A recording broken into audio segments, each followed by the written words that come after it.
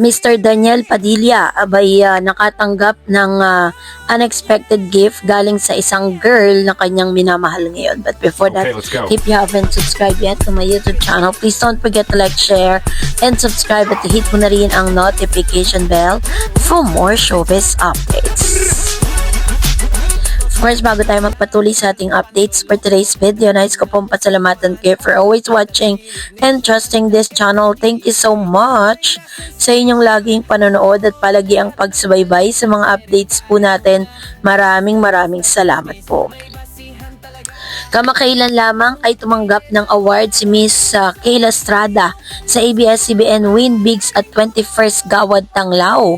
ABS-CBN VAG a slew of awards at the 21st Awards, taking home honors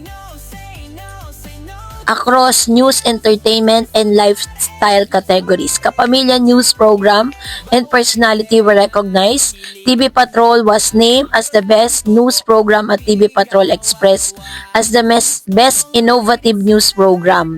TV anchor Alvin El Chico was acknowledged as the best news anchor, and other Kapamilya personalities recognized for their outstanding contribution, where Charo Santos Concho was given the Gawad, Debbie Francisco Dionco, PhD para sa pangmadlang komunikasyon, at Donnie Pangilinan, who was honored with Gawad Tanglaw ng Kabataang Pilipino. Kahit hindi pa natin kayang baguhin ang buong bansa natin, ganun lang kaya pa rin nating maging ilaw, sabi niya ganon. Also, si Miss Supporting Acting Awards meanwhile went to a mother-daughter, Janice de Belen Dirty Linen and Kayla Estrada Linlang. So this moment is truly special for me, even more special. I get to share it with the woman I look up to the most, my mother, Estrada said. I want to thank the production team of Linlang for creating such a beautiful character that I had pleasure of portraying. And she added that McCoy De Leon received the Best Supporting Actor titles for his work in Batang. Pamilya Sagrado was also celebrated with the Best Teleserye as well as the Best Story. Directors Lorea Pajardo and Andoy El Ranay and Rico Navarro were recognized for the Best Director for the series. So, talagang nagsiselebrate ngayon ang ABS-CBN dahil sa dami po ng award na tanggap po ng ABS itself, at the same time yung kanilang mga talents. So, isa si Miss Kayla Estrada sa mga nabigyan ng mataas na award. Ganon din naman dahil laman din ang balita kung saan ng pagtotodo, pagflex ni Mr. Daniel Padilla with Miss Kayla Estrada. Wala nang pake si Daniel Padilla kung madalas na cited siya kasama ang rumor jowa na si Kayla Estrada sa maraming okasyon.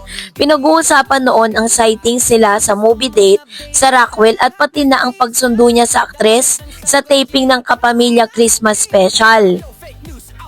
And just recently naman, may nag-isplok ng litrato ng pag-attend nilang magkasama sa concert ng Spades. Talk of the town ito ng mga netizen at sausawera sa isang portal. So dahil dyan, ito ang ilan sa mga hirit at statement at komento at reaksyon ng mga netizen sa nasabing post. Sabi dyan, kiber na talaga si DJ na i-flex si Kayla. Si Catherine kaya, kailan ipopost? Sabi niyang ganun, Sabi dyan, si Catherine kaya kailan i-flex si Mayor? Nako, bawal, baka mawalan siya ng projects at endorsement. So, di ba ang chika, naglilipin na sila. Glad na pero nang nakamove on si Kat at DJ.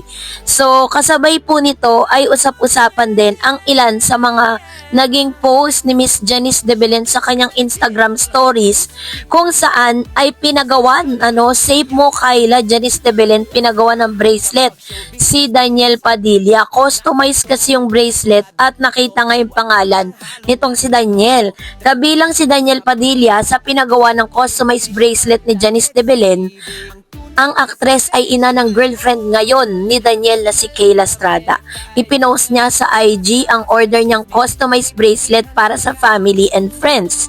Nakapost ang picture ng mga bracelet na may pangalan ng 3 anak na babae ni na Janice at Janice Kayla, si Kayla, si Ina, tsaka si Moira.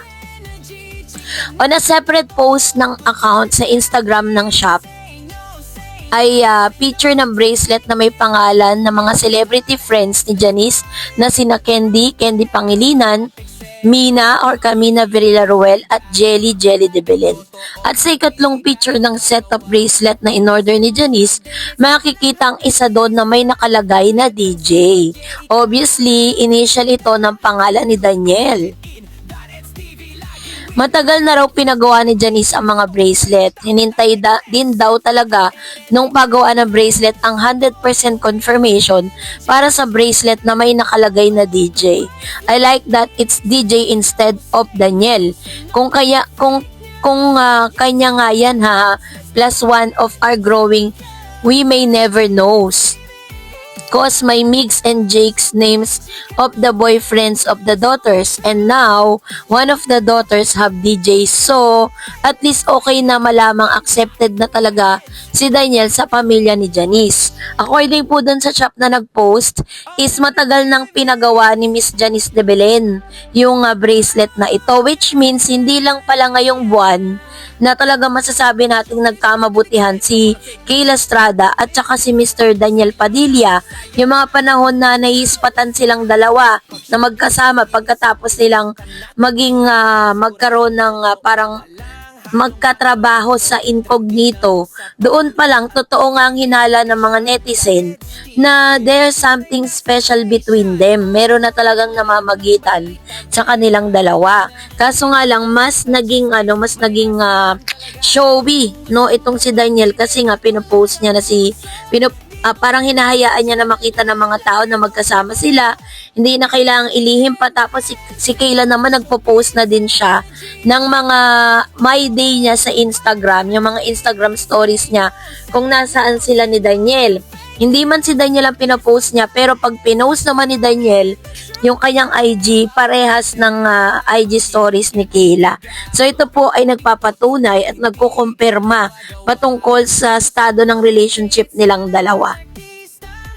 So, dahil dyan, ay marami naman po ang natuwa kasi pinapakita lang dito na botong-boto nga si Miss Janice de Belen dito kay Daniel Padilla para sa kanyang anak na si Miss Kayla Estrada. So, according dun sa naggumawa, no, or doon sa parang in-orderan ni Miss Janice de Belen ng bracelet is napagawa niya na rin si Migs. Kasi kung sabi nila, kung si Migs and J, kung ang initial ng pangalan ay M, maaaring kay Migs o kaya naman J kay Jake na name ng mga boyfriend ng kanyang anak. So this time, DJ na siya. So that's it for today. For more videos and updates, please don't forget to like and subscribe. And please don't forget to follow my Facebook page, Dar Eds TV and Dar Eds channel. God bless everyone.